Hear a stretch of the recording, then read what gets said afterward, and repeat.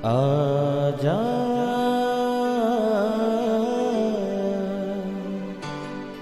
प्रभु यीशु के दर आजा, जीवन मिलेगा तुझे। आजा आजा प्रभु यीशु के दर आजा, जीवन मिलेगा तुझे। आजा आजा आजा आजा।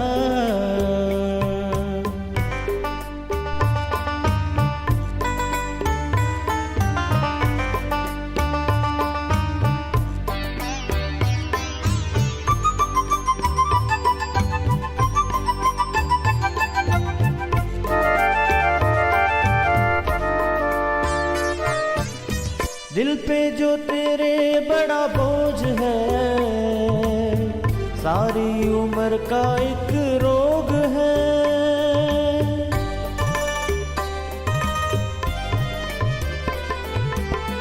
दिल पे जो तेरे बड़ा बोझ है, सारी उम्र का एक रोग है। क्यों नहीं आता यीशु पास तू, ताकि न रहे फिर उदास तू। क्यों नहीं आता यीशु पास तू, ताकि न रहे फिर उदास तू। आजा प्रभु यीशु के दर आजा, जीवन मिलेगा तुझे। आजा आजा आजा आजा। तब वे संकट में यहोवा की दुहाई देते हैं और वे सकेती से उनका उद्धार करता है। वे अपने वचन के द्वारा उनको चंगा करता है, जिस गड्ढे में वो पड़े हैं उससे निकालता है। Praise the Lord everyone. मैं पास्टर कुलभूषण जाहर, Asian church of Christ Vancouver BC से प्रोग्राम नई ज़िंदगी की ओर में आप सबका बहुत बहुत स्वागत करता हूं। मैं आशा करता हूं आप सब लोग तंदुरुस्त होंगे, परमेश्वर के कलाम में बढ़ रहे होंगे। तो आइए हर बार की तरह परमेश्वर के वचन में से सीखने से पहले, कलाम को पढ़ने से पहले अपनी आंखों को बंद करेंगे, अपने सरों को झुकाएंगे। आइए हम प्रार्थना में जाएंगे। सर्वशक्तिमान परमेश्वर यीशु मसीह नासरी, हम आपका धन्यवाद करते हैं। आप अच्छे हैं, आप सच्चे हैं, आप जीवित हैं, आप दुआओं को सुनते हैं। खुदावंद, इस वक्त आपने हमें ये मौका दिया, हम आपकी हुजूरी में बैठ सकें, आपके कलाम में से सीख सकें। होने दे परमेश्वर, जब आज आपके वचनों में से हम सीखें, ये वचन हम में से हर एक को नई ज़िंदगी के साथ जोड़ दें। कोई भी अंधकार की शक्ति तेरे वचन के प्रभाव को चोरी ना कर सके। खुदावंद, सुनने वाले, देखने वाले हर एक भाई बहन, बच्चे बुजुर्ग के ऊपर आपकी दया, आपकी आशीष को हम मांगते हैं। खुदावंद, यीशु मसीह के सामर्थी नाम से हम मांगते हैं। आमीन आमीन हालेलुया। मैं स्वागत करता हूं आप सबका प्रभु यीशु मसीह की हजूरी में। आज मैं आपसे बात करूंगा परमेश्वर के कलाम में से। जब आपकी लाइफ में कोई प्रॉब्लम होती है, कोई बीमारी है, कोई ट्रबल है, किसी भी तरह से आप पोजेस्ड हैं, कुछ भी दिक्कत आपकी लाइफ में अगर चल रही है, तो उसके लिए सबसे पहली बात क्या दिमाग में आती है कि हम प्रार्थना के लिए फ़ोन करें, हमारे लिए प्रार्थना हो जाए और परमेश्वर हमें हील कर दे, हमें डिलीवर कर दे। विच इज़ नॉट रॉन्ग, ये गलत नहीं है। इसीलिए परमेश्वर ने अपने लोगों को ठहराया ताकि दूसरों के लिए वो प्रार्थना करें। पर बहुत बार ये देखने में आता है कि जब आप अपनी हीलिंग को, अपनी डिलीवरेंस को, अपनी ट्रबल से छूट जाने को आप ले लेते हैं, उस टाइम के कुछ टाइम बाद वो प्रॉब्लम फिर से आ जाती है और पहले से ज़्यादा बदतर जो है लाइफ हो जाती है। आज आपको मैं बताऊंगा परमेश्वर के कलाम में से कि जब आपको परमेश्वर ने एक बार हील कर दिया, डिलीवर कर दिया, तो बहुत बार जब ये लोग सोच के बैठ जाते हैं कि अब हमें बस कुछ करने की ज़रूरत नहीं, वो एक ऐसा टर्निंग पॉइंट होता है जिसमें आप अपनी लाइफ की उस हीलिंग को खो सकते हैं, उस डिलीवरेंस को खो सकते हैं और ट्रबल पहले से बढ़ के आ सकती है। क्यों? क्योंकि बाइबल क्या कहती है? बाइबल ये कहती है कि जब यीशु मसीह ने कहा दुष्ट आत्मा निकल जाता है, तब उसी जगह को वो झाड़ा फुहारा साफ सुथरा देखता है तो अपने से 7 बुरी आत्माओं को लेके आता है और उस मनुष्य के हालात पहले से बदतर हो जाते हैं। इसका मतलब उस जगह को आपको फिल करना है। किस चीज़ से? पवित्र आत्मा से। अपनी लाइफ में आराधना, प्रार्थना, इन सब चीज़ों को करते हुए आपको फिल अप रहना है पवित्र आत्मा से। हालेलुया। अब मैंने आपको शुरू में क्या बताया? बाइबल कहती है भजन संहिता 107 उसके 19 आयत में, तब वे संकट में यहोवा की दुहाई देते हैं और वे सकेती से उनका उद्धार करता है। वे अपने वचन के द्वारा उनको चंगा करता है और जिस गड्ढे में वे पड़े हैं उससे उनको निकाल लेता है। हालेलुया। अब बाइबल कहती है कि जब आपको अपनी हीलिंग चाहिए, डिलीवरेंस चाहिए, जब उसको मेंटेन करके रखना है, तो सबसे पहला काम आपको क्या करना है? आपको वर्ड ऑफ गॉड में जाना है, आपको परमेश्वर के वचन में जाना है और वचन को पढ़ना है, वचन को मेडिटेट करना है। और दूसरा स्टेप इसमें क्या है कि आपको फेथ करना है उस वर्ड के ऊपर। आपको उस वर्ड को फेथ के साथ रिसीव करना है। क्या कहती है बाइबल? अगर आप मत्ती की अंजील उसका 8 अध्याय उसकी 5 आयत से पढ़े, वहां पे क्या लिखा, जब वे कफरनहूम में आया तो एक सूबेदार ने उसके पास आकर उससे विनती की, हे प्रभु, मेरा सेवक घर में लकवे का रोगी हो गया है, वो बहुत दुखी पड़ा है। उसने उससे कहा, मैं आकर उसे चंगा करूंगा। सूबेदार ने उसे उत्तर दिया, हे प्रभु, मैं इस योग्य नहीं कि तू मेरी छत के तले आए, परंतु केवल मुख से कह दे तो मेरा सेवक चंगा हो जाएगा, क्योंकि मैं भी पराधीन मनुष्य हूँ, सिपाही मेरे अधीन हैं। जब मैं एक से कहता हूँ जा तो वो जाता है, जब वे दूसरे से कहता हूँ आ तो वो आता है, जब अपने दास से कहता हूँ ये कर तो वो करता है। ये सुनकर यीशु को अचंभा हुआ और जो उसके पीछे आ रहे थे उसने उनसे कहा, मैं तुमसे सच कहता हूँ कि मैंने ऐसा विश्वास इज़राइल में भी नहीं पाया। और मैं तुमसे कहता हूँ कि पूर्व और पश्चिम से बहुत से लोग आकर अब्राहम और इसहाक और याकूब के साथ स्वर्ग के राज्य में बैठेंगे, परंतु राज्य के संतान बाहर अंधकार में डाल दिए जाएंगे, वहाँ रोना और दांतों का पीसना होगा। तब यीशु ने सूबेदार से कहा, जा, जैसा तेरा विश्वास है वैसा ही तेरे लिए हो जाए। और उसका सेवक उसी घड़ी चंगा हो गया। हालेलुया। बाइबल क्या कहती है? बाइबल कहती ये वो एक ऐसा सूबेदार था जिसके नीचे लोग काम करते थे। वो एक अधिकार की पावर को जानता है। उसको पता है कि परमेश्वर का वचन ये कहता है, वो अपने वचन को भेजकर लोगों को चंगा करता है, उस गड्ढे में से निकालता है जिस गड्ढे में वो लोग पड़े हैं। अब उसका सेवक उस समय में उस गड्ढे में पड़ा था। वो क्या कहता है कि मेरा सेवक जो है वो लकवे के रोगी से दुखी है, वो उस बीमारी में पड़ा है, उस गड्ढे में गिरा है। उसने ये नहीं कहा कि नहीं तुझे मेरे साथ ही चलना होगा। उसने कहा अपने मुंह से वर्ड्स को कह दे। मैं विश्वास करता हूं कि ये वर्ड जीवित हैं। जब आप वचन को पढ़ते हैं, ये वचन रेमा वर्ड बन के आपसे बात करता है और आपकी सिचुएशन के अनुसार वो आपको बताता है कि क्या आपको प्रार्थना करनी है, कहाँ से वचन को पढ़ना है। जब आप इसको करते हैं फिर आपको फेथ करना है। पहला स्टेप मैंने आपको बताया, आपको वर्ड ऑफ गॉड के साथ प्यार करना है, वचन को पढ़ना है एवरी डे। दूसरा स्टेप फेथ करना है कि ये वचन मेरे लिए कहा गया, मेरे लिए लिखा गया, मैं इसे रिसीव करता हूँ, रिसीव करती हूँ और ये होगा मेरी लाइफ में। हालेलुया। आज लोग चाहते हैं कि हम सुपर नेचुरल तरीके से हील हो जाएं, डिलीवर हो जाएं, पर जब उनको उसका तरीका बताया जाए वो उनको लगता है ये कैसे पॉसिबल है। अब अगर आप मेरे पास आके बोलें मेरी किडनी में प्रॉब्लम है, मेरी लाइफ में ये तकलीफ है, तो मैं क्या आपको प्रिस्क्रिप्शन लिख के दूंगा कि ये मेडिसिन जाके आप ले लो? नहीं, मेडिसिन गलत नहीं है, पर अगर आप मेरे पास आएंगे तो मैं प्रार्थना करूंगा और प्रार्थना के साथ मैं आपको बताऊंगा आपको भी प्रार्थना करनी है, आपको भी ये वर्ड्स अपनी लाइफ के ऊपर डिक्लेयर करने हैं, आपको इन चीज़ों को अपनी लाइफ में मैनिफेस्ट करना है, पवित्रताई में रहना है, आपको गंदगी से, व्यभिचार से, एडल्ट्री से, इन चीज़ों से अलग रहना है, पवित्रताई में जीना है। ये क्या है? ये सुपर नेचुरल तरीका है। अगर आपको विश्वास है कि हाँ ऐसा करूंगा और करता रहूंगा और मैं अपनी हीलिंग डिलीवरेंस को ले लूंगा, तो आप हील हैं, आप डिलीवर हैं। हालेलुया।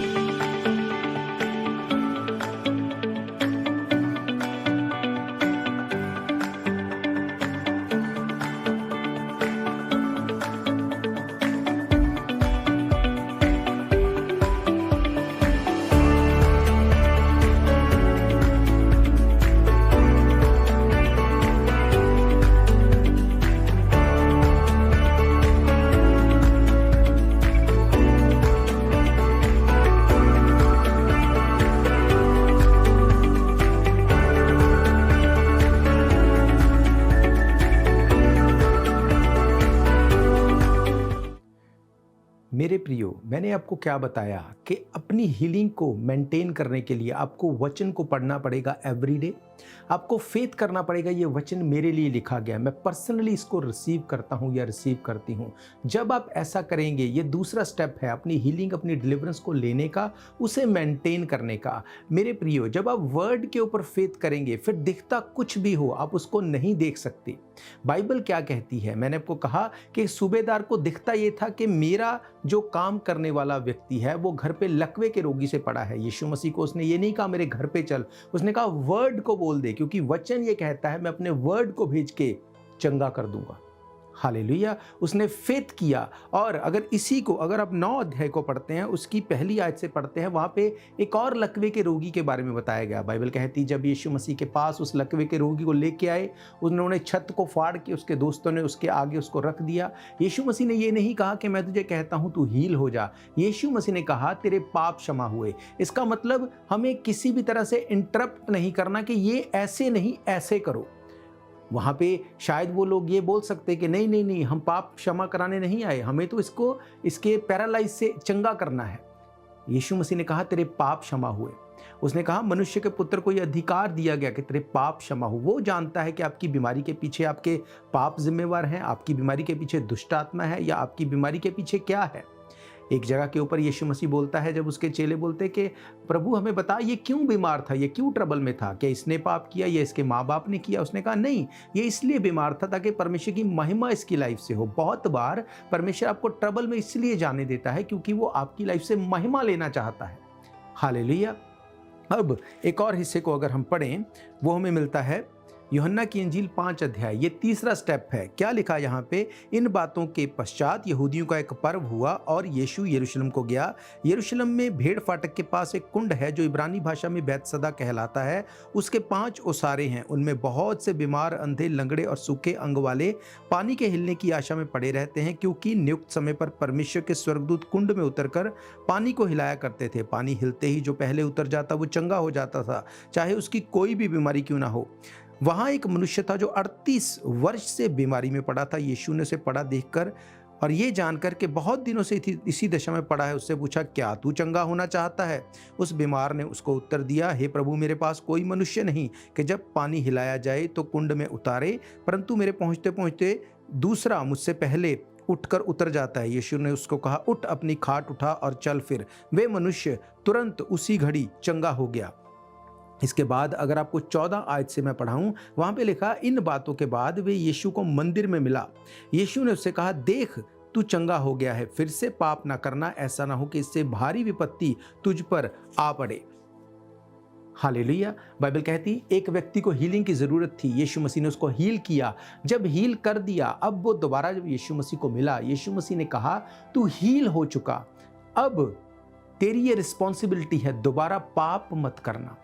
इसका मतलब तीसरा स्टेप ये है, जब आप अपनी हीलिंग को ले लेते हैं, डिलीवरेंस को ले लेते हैं, आपको पाप से अलग रहना है, अपनी लाइफ को अलग टाइम में रहना है। मेरे प्रियो, जब आप डॉक्टर के पास जाते हैं, अगर आपका गला खराब है, फीवर हो गया, इन्फेक्शन हो गई, डॉक्टर आपको मेडिसिन देता है। अगर आप एक बार उस मेडिसिन से ठीक नहीं होते, आप क्विट नहीं कर देते, आप मेडिसिन को, उसकी डोज को बढ़ाते हैं। डॉक्टर बोलता है इसको डोज को बढ़ाओ और अच्छे, इससे बढ़िया एंटीबायोटिक्स दो। वो उसको लेके जब पेशेंट हील हो जाता है, डॉक्टर बोलता है जो तूने किया था दोबारा मत करना, अब तुझे ऐसा कुछ खाना पीना नहीं जो तुझे फिर से इन्फेक्शन कर दे। इसका मतलब सेम स्पिरिट में भी वो चीज़ें हैं, जो पाप, जो गलत चीज़ें जो आपकी लाइफ को उन हीलिंग को होने से रोकती हैं, जो आपकी लाइफ को डिलीवरेंस में होने से रोकती हैं, उनसे आपको अलग रहना है। वो ऐसी संगति हो सकती है, वो ऐसा समय हो सकता है, वो कुछ भी हो सकता है, आपको फाइंड आउट करना है।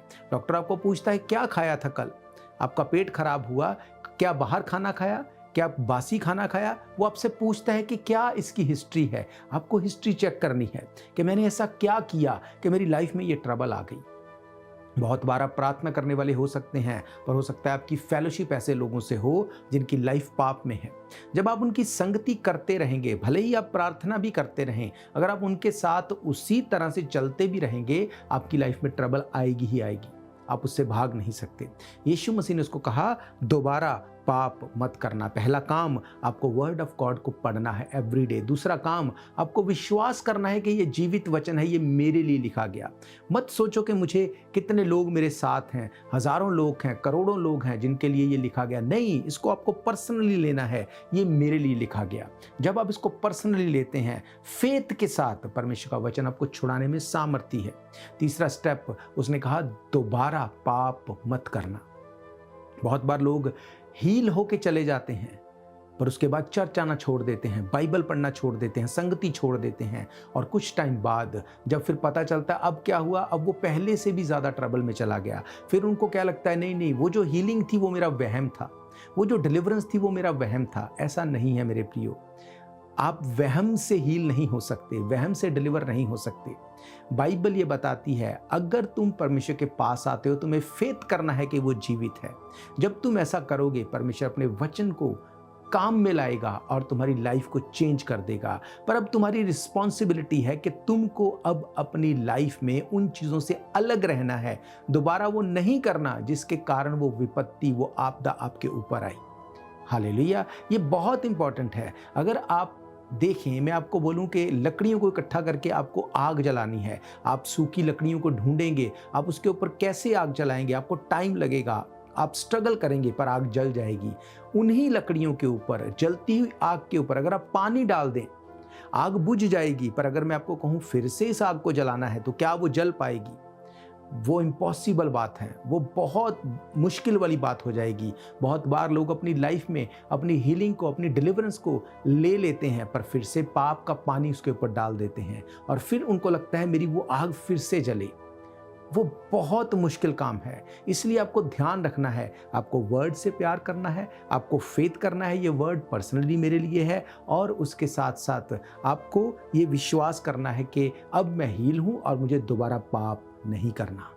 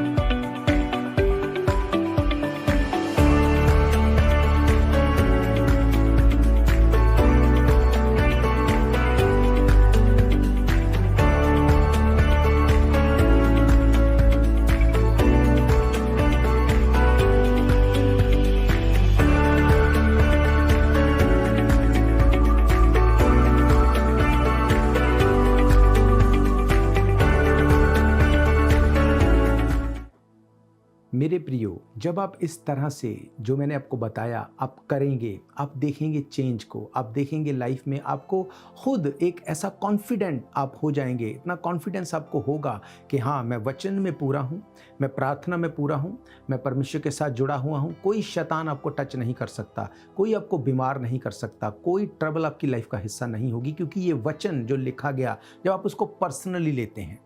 हालेलुया। और चौथा और आखिरी पॉइंट जो है वो क्या है, हम देखते हैं मैथ्यू उसका 4 अध्याय उसकी 23 आयत से। यहाँ पे क्या लिखा, यीशु सारे गलील में फिरता हुआ उनके आराधनालयों में उपदेश करता, राज्य के सुसमाचार का प्रचार करता और लोगों की हर प्रकार की बीमारी और दुर्बलता को दूर करता रहा। हालेलुया। बाइबल कहती है यीशु मसीह प्रचार करता रहा, यीशु मसीह उपदेश करता रहा, उनके आराधनालय में सुसमाचार को बांटता रहा। और जब वो ऐसा कर रहा था इसके साथ साथ उनके बीमार हील हो रहे थे। इसका मतलब सुसमाचार का प्रचार करना आपकी लाइफ में हीलिंग को लेके आता है, डिलीवरेंस को लेके आता है। बहुत बार गलती कहाँ होती है, मैं आपको एग्जाम्पल देता हूँ। अगर आप बीमार हैं, अगर आपको पेट का रोग है, अगर आपको आँखों का रोग है, आपको कोई भी ट्रबल है, आपको लगता है दुष्ट आत्मा मुझे सताता है। अब ऐसा तो नहीं कि हर टाइम ही ऐसा होता है, कुछ टाइम ऐसा भी है जब आपको लगता है कि मैं ठीक हूँ। जब वो टाइम है कि आपके ऊपर दुष्ट आत्मा अटैक करता है या आप बीमार हैं, उस टाइम पे उस चीज़ को मेडिटेट मत करो, पर वचन को प्रचार करो। वचन को प्रचार करने का क्या मतलब है? हर व्यक्ति पुलपिट पे आने के लिए नहीं बुलाया गया। आपको अपनी टेस्टमनी को भेजना है, दूसरों के साथ शेयर करना है। आपको दूसरों को बताना है कि परमेश्वर तुम्हारी बीमारी को हील कर सकता है, तुम्हारी सिचुएशन को चेंज कर सकता है, तुम्हें इन चीज़ों से डिलीवर कर सकता है। अब होता क्या है, जब आप खुद पेट की बीमारी से आप ट्रबल में हैं, आंखों के रोग हैं, पीठ के कोई भी ट्रबल आपकी लाइफ में है, पर आप वचन पे फेथ करते हैं, वचन के ऊपर विश्वास करते हैं। अब आपके पास कोई व्यक्ति आए, वो बोले कि मेरे तो पेट में बहुत दर्द हो रही है। अब आपके मन में शैतान क्या डालता है, तेरा तो खुद का पेट दर्द करता है, तू कैसे किसी के लिए प्रार्थना कर सकता है। फिर आप क्या सोचते हैं, अगर कोई सर दर्द वाला मेरे पास आएगा, अगर कोई ऐसी ट्रबल जो मुझे नहीं, वो व्यक्ति मेरे पास आएगा तो मैं उसके लिए प्रार्थना करूंगा। वो सबसे बड़ी गलती है, क्योंकि हम देखी हुई बातों पे फेथ नहीं करते, हम अनदेखी बातों के ऊपर फेथ करते। इब्रानी का खत कहता है आपको प्रार्थना के साथ साथ आपको प्रीच करना है। आप लोगों को अगर टेस्टमनी देते हैं, अगर आप लोगों को प्रार्थना में याद करते हैं, उनको बताते हैं कि यीशु मसीह तुम्हारी ट्रबल को खत्म कर सकता है, भले ही आप उसी ट्रबल में पड़े हों, मैं आपको सच कह रहा हूं कि परमेश्वर आपको शर्मिंदा नहीं होने देगा। बाइबल क्या कहती है, भजन संहिता 34 में लिखा, जितनों ने उसके ऊपर फेथ किया किसी को उसने शर्मिंदा नहीं होने दिया। अगर आप ट्रबल में हैं और आप फिर भी यीशु मसीह का प्रचार कर रहे हैं कि इस ट्रबल से तू ठीक हो जाएगा दूसरों को, क्या वो आपको बीमार रहने देगा? नहीं, ये पॉसिबल नहीं है। पर प्रॉब्लम ये है कि लोग ये चाहते कि पहले हम डिलीवर हो जाएं, हम हील हो जाएं, फिर हम लोगों को बताएंगे। ऐसे केस में क्या होता है, जब वो अपनी हीलिंग, अपनी डिलीवरेंस को ले भी लेते हैं, तब भी वो बाद में दूसरों को प्रचार नहीं करते, टेस्टिमनी नहीं देते, और फिर वो अपने कामों में बिजी हो जाते हैं। जब वो कामों में बिजी हो जाते हैं, सबसे पहला काम क्या होता है, वो प्रार्थना करनी छोड़ते हैं, वो परमेश्वर के साथ टाइम देना छोड़ते हैं, चर्च को छोड़ते हैं। ये ऐसे है कि अगर आपकी टांगों में दर्द है, अगर आप सही से चल नहीं सकते, तो आप छड़ी का सहारा लेते हैं। आप छड़ी के बिना कभी भी आप बाहर नहीं निकलते, क्योंकि आपका बैलेंस सही नहीं है। आपको पता है मुझे छड़ी की ज़रूरत है, पर जैसे ही आप थोड़ा बैलेंस में आते हैं, आप सबसे पहले क्या करते हैं, आप उस छड़ी को फेंक देते हैं, क्योंकि अब मैं सही चल सकता हूं। इसी तरह से बहुत से लोग वचन को साइड पे फेंक देते हैं कि अब हम चल सकते हैं, अब ट्रबल में थे, हम ट्रबल से निकल गए, हम प्रॉब्लम में थे, हम उसमें से निकल गए, अब हम चल सकते हैं, अब हमें किसी चीज़ की ज़रूरत नहीं। वो सबसे बड़ा ड्रा पॉइंट हो जाता है। आप डेविल को मौका दे देते हैं। और यीशु मसीह ने कहा, जब दुष्ट आत्मा निकल जाता है, वो फिर से यही बोलता है कि मैं अपने घर में चला जाऊंगा। और जब वो आके देखता है वो घर झाड़ा फुहारा, साफ सुथरा, उसमें कोई प्रार्थना नहीं, कोई आराधना नहीं, परमेश्वर के वचन की कोई इंपॉर्टेंस नहीं, तो वो अपने से 7 और बुरी दुष्ट आत्मा को लेके आता है, और उस मनुष्य के हालात पहले से भी खराब हो जाते हैं। हालेलुया। तो मेरे प्रियो, आज जो मैंने आपको बताया, आपको इन पॉइंट्स के ऊपर काम करना है। पहला, आपको परमेश्वर के वचन को पढ़ना है। दूसरा, आपको उसको पर्सनली लेना है, आपको फेथ करना है, ये मेरे लिए है। तीसरा, आपको फिर से पाप नहीं करना, आप फिर से उन चीज़ों में नहीं जाएंगे। और चौथा, आपको प्रचार करना है, वचन को दूसरों को बांटना है।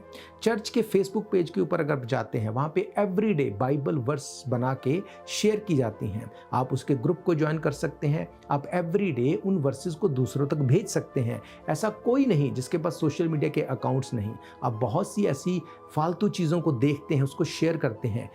अगर आप परमेश्वर के वचन को शेयर करेंगे, ये आपको फ्रूटफुल करेगा, ये आपके फेथ को बढ़ाएगा। हालेलुया। हर थर्सडे ऑनलाइन गूगल मीट के द्वारा हम लोग 1 घंटे की प्रार्थना सभा करते हैं। वहाँ पे आपको चर्च में भी आने की ज़रूरत नहीं। अगर आप बिजी हैं, आप जहाँ पे बैठे हैं, गूगल मीट के लिंक के द्वारा शाम 7:30 से 8:30 1 घंटा आप उस प्रेयर मीटिंग को ज्वाइन कर सकते हैं। आपके लिए ये बहुत ईजी हो गया है। पर उसके बाद भी आप करने को तैयार नहीं, तो कैसे आप ये सोच सकते हैं कि परमेश्वर आपको छुड़ाए? हालेलुया।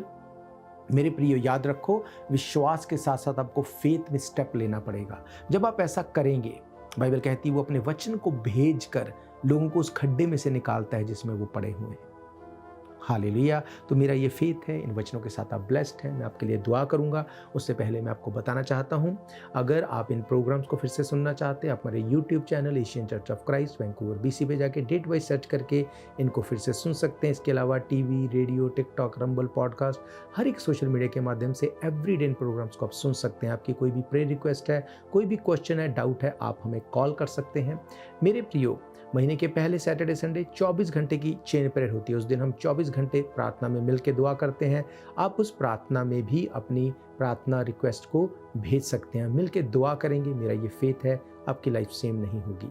अपनी आंखों को बंद करो, मैं आपके लिए दुआ करूंगा। अपनी बीमारी वाली जगह के ऊपर हाथ रखो। सर्वशक्तिमान परमेश्वर यीशु मसीह नासरी, मैं आपका धन्यवाद करता हूँ। आप जीवित हैं और जीवितों के परमेश्वर हैं। इस वक्त खुदावन जितने लोग मुझे देख रहे हैं, मैं तेरा दास होने के नाते प्रार्थना करता हूँ, जहाँ पे इन्होंने अपनी बीमारी वाली जगह के ऊपर हाथ रखा, ये तेरे स्वर्गदूतों के लिए एक खुदावन कॉन्टैक्ट पॉइंट बने। तेरे लोग छुए जाएं खुदावन तेरे दूतों के द्वारा, और ये आज़ाद हों। हर एक रोग जो इनको बीमारी में लेके जाता है, हर एक रोग जो इनके विश्वास को कमज़ोर करता है, हर एक रोग जो इनको पाप में लेके जाता है, जो इनकी हीलिंग डिलीवरेंस को चुराता है, यीशु मसीह के नाम से इनकी लाइफ से चला जाए। मैं तेरे पाक और पवित्र लहू को लगाता हूँ। तेरे लोगों को मैं ब्लेस्ड डिक्लेयर करता हूँ। खुदावंद तो इनको छू और ब्लेस कर, इनकी जिंदगियाँ सेम ना रहें। यीशु मसीह के सामर्थी नाम से हम मांगते हैं, आमीन, आमीन, हालेलुया। तो मेरा ये फेथ है, जब आज आपके लिए प्रार्थना हुई है, आप इस प्रार्थना को रिसीव करेंगे पर्सनली, वचन को पढ़ेंगे, वचनों को डिक्लेयर करेंगे। अगर आपको अपनी बीमारी, अपनी प्रॉब्लम के लिए वचन नहीं पता, आप कॉल करें, आपको बताया जाएगा कि कहाँ से बाइबल पढ़नी है और आपको कैसे प्रार्थना करनी है, और अपनी गवाही के साथ आप खड़े होंगे। हम फिर मिलेंगे परमेश्वर की हुजूरी में। God bless you all. शायद ये मौका होगा आखिरी, तुझको बुला रहा है नासरी। धोखा ही धोखा संसार है, प्रभु यीशु का सच्चा प्यार है।